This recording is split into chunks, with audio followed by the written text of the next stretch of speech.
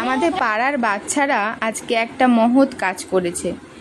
এই বটবৃক্ষের উপরে একটা কাক ঘুড়ির যে লাইলন সুতোর মধ্যে এমনভাবে আষ্টে পৃষ্ঠে বেঁধে গেছে, সে কিছুতেই আর বেরিয়ে যেতে পারেনি। তো ওরা হঠাৎ দেখতে পেয়েছে, দেখতে পেয়ে কাকটাকে নিচে নামিয়ে এনেছে।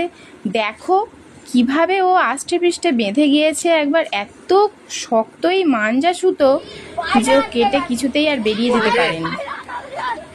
আর এরা হাত দিয়েও ছিঁড়ে উঠতে পারছে না, শেষমেশ কাঁচি দিয়ে সুতোটাকে কেটেছে। কাকটার যা করুণ অবস্থা হয়েছিল, এই বাচ্চারা ওকে নতুন এক জীবন দিয়েছে।